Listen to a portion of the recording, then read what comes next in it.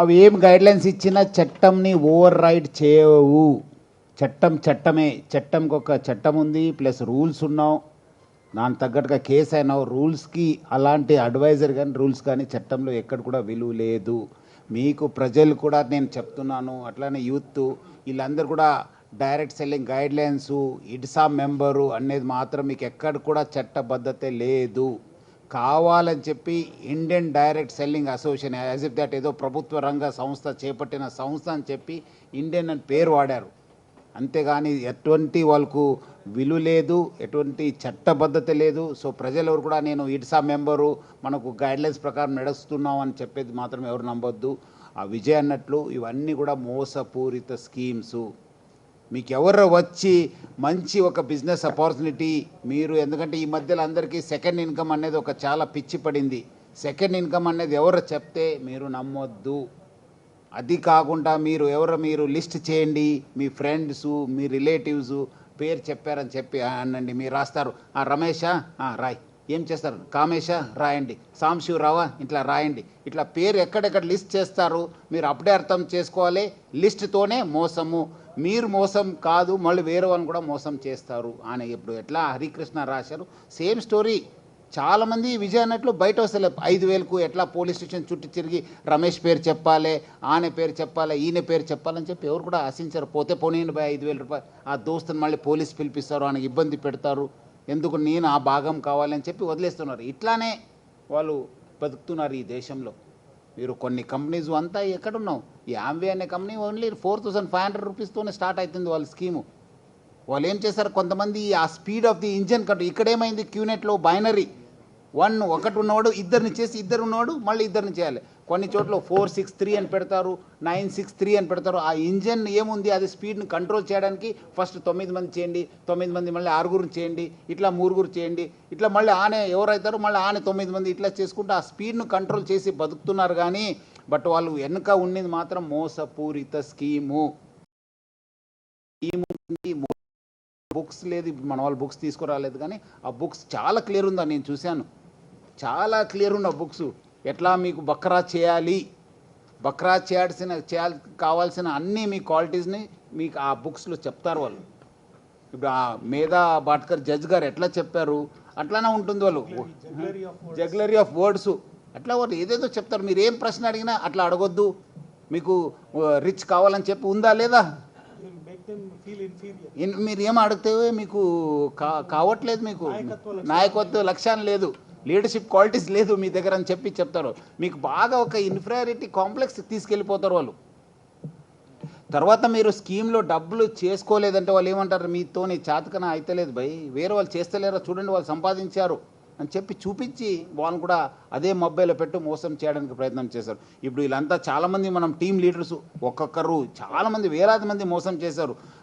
కంట బతుని రత్నాకర్ రెడ్డి అని చెప్పి ఈయన హైదరాబాద్ నేటివ్, సామినేని నీరజ్ కుమార్ మణికంఠ అని చెప్పి హైదరాబాదు, అనుష వేమిరెడ్డి అని చెప్పి హైదరాబాదు, తలారి పాల్ ప్రశాంత్ కుమార్ అని చెప్పి ఏలూరు నేటివ్, అట్లానే మైసా అభిరామ్ అని చెప్పి హైదరాబాదు, నల్లగట్ల నాగ యశ్వంత్ అని చెప్పి నంద్యాల ఏపీ, అట్లానే పోతినేను ప్రత్యూష పేరు అంటే చాలా ఉంది, చాలామంది మోసం చేసిందంటే మనకు ఇన్వెస్టిగేషన్లో తేలింది. ఆమె నంద్యాల నేటివ్, పోతినేని ప్రత్యూష అని చెప్పి, రేవంత్ మాపక్షి హైదరాబాదు, ఆయన కూడా ఒక పెద్ద గ్రూప్ లీడరు, అట్లనే దొడ్డ కిషన్ కుమార్ రెడ్డి హైదరాబాదు, సామినేని నరసింహారావు హైదరాబాదు, సంధ్యా భవానీ హైదరాబాదు, మణిశంకర్ అని చెప్పి is also native of Hyderabad, Bhuvanagiri Pratyusha అని చెప్పి బెల్లంపల్లి నేటివ్, అట్లానే బిహారీ మాధురి అని చెప్పి హైదరాబాద్ నేటివ్, ప్లస్ ఇక్కడ సునందిని మేది అని చెప్పి హైదరాబాద్ నేటివ్. సో వీళ్ళు మెయిన్ లీడర్సు. అట్లానే కొంతమంది ఈ మోటివేటర్స్ ఉంటారు, ఇట్లా స్పీచ్ ఇస్తుంటారు చూడండి, ఓ అట్లా అరుస్తూ ఇరుస్తూ ఏమది ఏ సవా కూడా అంత మొత్తం సౌండ్ ఇచ్చేసి, అలాంటి వాళ్ళు నవరత్న కాకాని ప్లస్ సిద్ధాం శెట్టి సుమంత్ అలియా శామి అంట మోటివేటర్స్. వీళ్ళందరినీ ఒక ఉత్తేజన పరచడానికి వీళ్ళు ఒక గ్రూపు. వాళ్ళు ఇంతమంది మాట్లాడితే అందరు కూడా ఒకటేసారి వలలో పడాలా చూడు బక్రాలు, అట్లా వీళ్ళు మాట్లాడడానికి వీళ్ళు ఉంటారు. వీళ్ళే కీలక గ్రూప్ లీడర్స్ అంటేనే వాళ్ళు కింద వేలాది మంది ఉంటారు. మళ్ళీ ఇట్లా పైన పోతాను ఇప్పుడు ఈసారి పైన అందుకు ఈసారి ఇది కొట్టడం ఎక్కడో దగ్గర ఇది ఆపాలని చెప్పి ఈసారి స్పెషల్ ఇన్వెస్టిగేషన్ టీం ఫామ్ చేశాను. సో విజయ్ సూపర్విజన్లో నడుస్తుంది. మన చైతన్య, మన వెంకటలక్ష్మి వీళ్ళందరూ కూడా ఇలాంటి కేసు చేసిన వాళ్ళు, వీళ్ళందరూ కూడా అనుభవం ఉన్న వాళ్ళనే ఈ టీంలో పెట్టి అందుకు మన వేరే వాళ్ళ టీమ్స్ వెళ్ళి ఈరోజు మొత్తం రాష్ట్ర వ్యాప్తంగా 3 రాష్ట్రం చేశాను. అవసరమైతే వేరే రాష్ట్రం కూడా వెళ్ళి పట్టుకొని వచ్చి ఈసారి కొంచెం చాలా గట్టిగానే మనం ఇన్వెస్టిగేషన్ చేయడం జరుగుతుంది. మలేషియా అంటే మలేషియన్ అంటే బట్ హాంకాంగ్ బేస్డ్ అంటే అదే మనం ఇప్పుడు మొత్తం ఇన్వెస్టిగేట్ చేసి ఛార్జ్షీట్ వేసి దెన్ ఎందుకంటే ఎక్కడో దగ్గర ఛార్జ్షీట్ చేస్తేనే వాళ్ళకు మనం ఆర్సీఐని ఇష్యూ చేయవచ్చు, మళ్ళీ అక్కడ వాళ్ళని పట్టుకురావడానికి అవకాశం ఉంటుంది. ఈసారి అది పక్కద్బందీగా చేస్తాను. అది ఈడీ కూడా ఉంది, ఈడీ దగ్గర కూడా కేసు ఉంది. వాళ్ళు కూడా ఈరోజు సమాచారం తీసుకున్నారు. వీళ్ళు కొందరు కేసు బుక్ చేసిన విక్టిమ్స్ని వీళ్ళు పోలీస్కి తెలియకుండా కాంటాక్ట్ అయ్యి మీ డబ్బులు మీకు వాపస్ ఇచ్చేస్తామని చెప్పి అది వాళ్ళు మభ్యపెట్టి వాళ్ళకి పాపము లక్షలాది రూపాయలు మోసపోయిన వాళ్లకు ఎట్లాగో డబ్బులు వస్తే చాలని చెప్పి వాళ్ళు డబ్బులు తీసుకొని కోర్టులో అడ్వకేట్ల ద్వారా కంపౌండింగ్ కోసము కాంప్రమైజ్ పిటిషన్లు వేసి ఇట్లా కూడా చాలా కేసులు ఛార్జ్షీటే అవ్వకుండా వెళ్ళిపోయినాయి.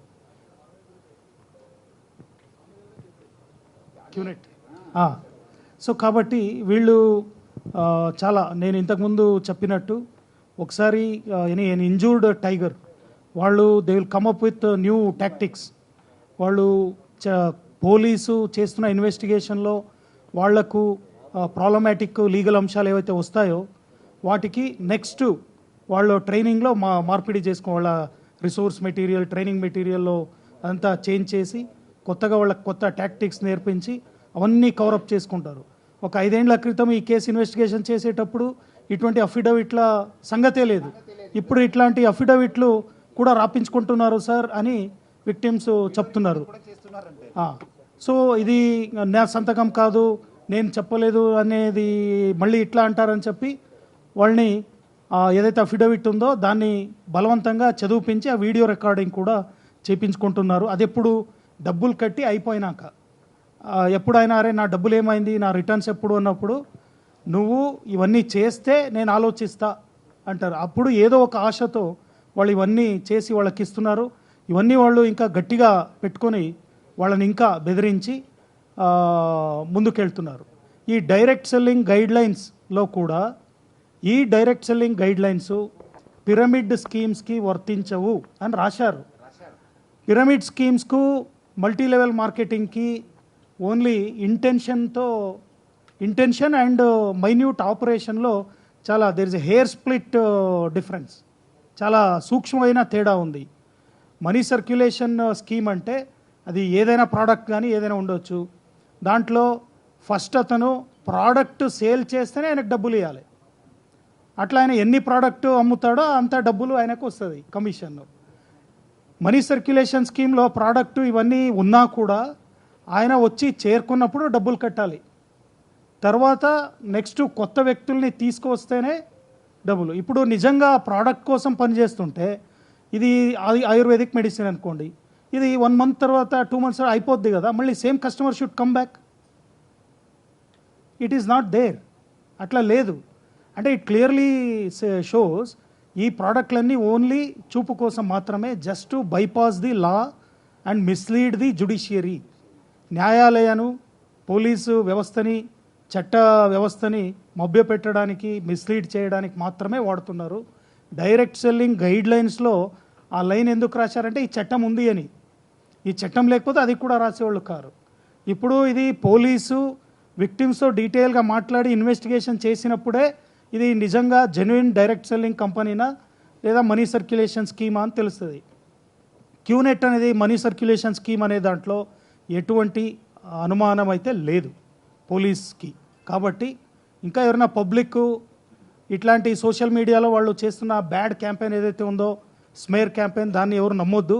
దాన్ని నమ్మితే మళ్ళీ మీరు మోసపోతారు. కాబట్టి అటువంటి క్యాంపెయిన్ చేస్తున్న వాళ్ళని కూడా ఐడెంటిఫై చేసి సోషల్ మీడియాలో ఏదైనా కామెంట్లు రాసి లేదు ఇది మంచిది అని చెప్పి న్యాయాలయాలు ఇంతకుముందు ఇచ్చిన ఇంట్రీమ్ ఆర్డర్స్ని వాళ్ళు బుల్లెట్ ప్రూఫ్గా వాడుకొని పబ్లిక్ని ఎవరైతే మోసం చేస్తున్నారో ఆ సోషల్ మీడియాలో వాళ్ళ మీద కూడా చర్యలు తీసుకోవాలని ఇప్పుడు ఆలోచిస్తున్నాం.